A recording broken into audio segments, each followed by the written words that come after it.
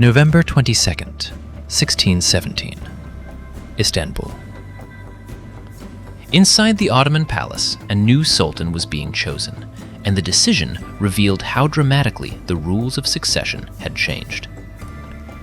For more than a century, an Ottoman prince could look at his own brothers and see not only family, but possible rivals for the throne. The reason was brutally simple. The Ottoman Empire had no fixed rule that automatically gave the crown to the eldest son. When a sultan died, several sons could claim the right to rule, and whichever prince secured the state, the army, and the capital could become the next sultan. In the early Ottoman world, that uncertainty had already produced devastating civil wars. In 1402, after Sultan Bayezid I was defeated and captured by Timur at Ankara, his sons fought one another for control of the empire. The struggle lasted more than a decade before Mehmed I reunited the state. That memory mattered. Ottoman rulers came to fear that another succession war could tear the empire apart from within. By the 15th century, the dynasty was searching for a way to prevent that outcome. The answer was not peaceful succession, it was the elimination of competing princes. Under Sultan Mehmed II, the conqueror of Constantinople, the Ottoman legal tradition was associated with a principle allowing a newly enthroned ruler to execute brothers when this was judged necessary for the order of the state. The logic was political, not personal. If several princes remained alive, each could become the center of a rival faction. A governor, military commander, court official, or provincial army could support one prince against another. What began as a family dispute could become a civil war. This was the nightmare the system was designed to prevent. The Ottoman state was a dynastic empire, and the dynasty itself was the source of political legitimacy. There was no separate royal family waiting outside the throne to inherit by a simple rule. The sons of the sultan were all members of the ruling house, and their supporters could turn them into alternative centers of power. Because of this, the survival of one prince could be seen by the new sultan as a future threat to the stability of the entire empire. The system became especially severe because Ottoman princes were not simply kept inside the capital waiting for an inheritance ceremony. Princes were traditionally sent to provincial centers, where they learned administration, military leadership, and government. They built networks of supporters. They gained experience. They could command resources. This made them capable future rulers, but it also made them dangerous rivals. Then came the accession of a new sultan. The palace would not only be deciding who had won, it could be deciding who had to disappear. The victims were usually male members of the dynasty who might become alternative claimants. Their deaths were justified by the idea that one ruler was safer for the empire than several competing rulers. The principle became known as Ottoman Fratricide. But the practice was not as simple or as automatic as popular stories sometimes suggest. It developed over time, and the way succession worked changed across different reigns. Some princes died in political struggles before ever reaching the throne. Others were executed after a new sultan secured power. In other cases, brothers survived because the political circumstances were different. The Ottoman succession system was a moving institution, not a single rule applied identically for 300 years. The most famous example came in 1595. Sultan Mehmed III died, and his eldest surviving son became Sultan Mehmed III. Mehmed inherited an empire that was powerful but politically complicated. He also inherited a dynasty filled with potential rivals. According to the historical record, Mehmed ordered the execution of 19 of his brothers when he became sultan. The event became one of the most shocking episodes in Ottoman succession history. The number itself shows how large the dynastic stakes had become. The Ottoman ruler was not merely protecting himself from one rival.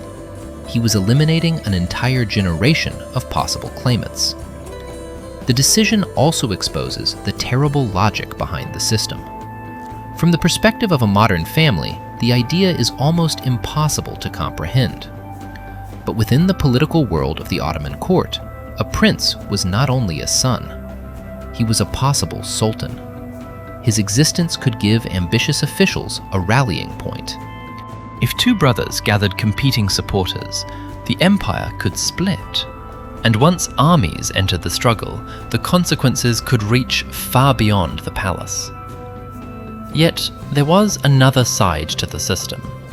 The princes themselves understood what succession meant. Each knew that the death of their father could transform the political world overnight. A prince who appeared weak could be eliminated. A prince who gathered too much support could be seen as threatening.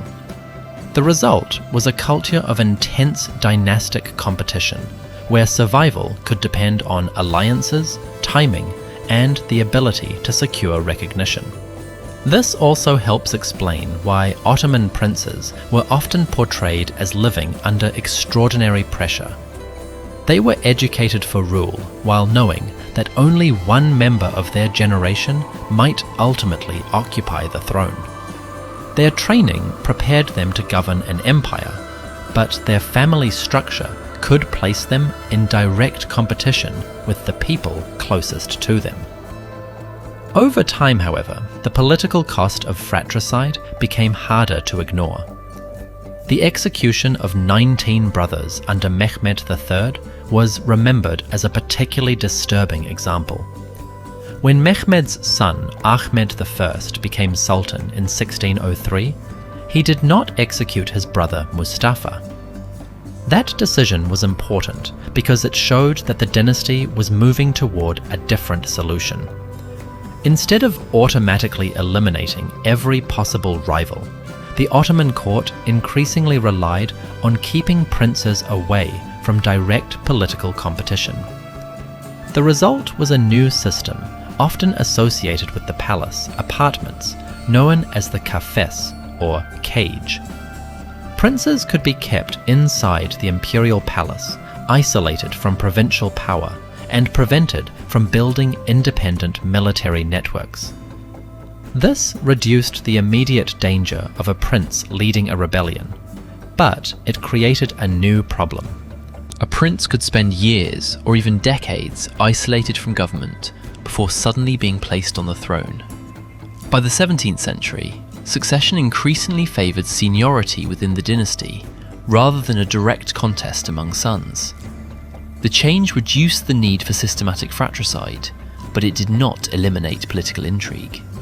Palace factions, military groups, officials and members of the ruling household still competed for influence. The empire had replaced one danger with another.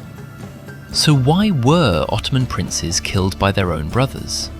The answer was not simply cruelty, and it was not simply a personal hatred between siblings. It was a political system built around a terrifying assumption.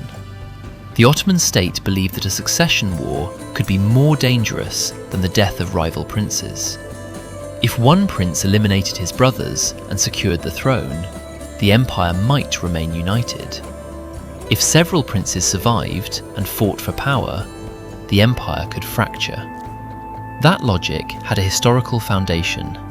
The Ottoman dynasty had already experienced civil war, most dramatically after the defeat of Bayezid I in 1402. The memory of that struggle demonstrated what could happen when several royal princes possessed both a claim and the resources to fight for it. Later rulers and court officials therefore treated dynastic unity as a matter of state survival. But the solution came at an enormous human cost. Princes who had been raised together could become enemies, because the political system made them rivals by birth. A brother could be treated as a threat, not because he had committed a crime, but because he might someday have the ability to challenge the reigning sultan. The tragedy was built into the succession itself. And that is the darker truth behind Ottoman fratricide. It was not a strange ritual created for spectacle. It was a ruthless answer to a genuine political problem, developed inside an empire where the throne could determine the fate of millions. For generations, the Ottoman dynasty accepted the idea that one family member might have to die so that the state could remain intact. Then, in the 17th century, the dynasty began choosing a different answer. Princes were isolated instead of executed. Seniority increasingly replaced open competition. The palace tried to control the succession without turning every new sultan into the executioner of his own family. The killing of brothers did not disappear because the Ottomans suddenly became peaceful. It disappeared because the empire found another way to control the same danger. The throne survived, but the family paid the price.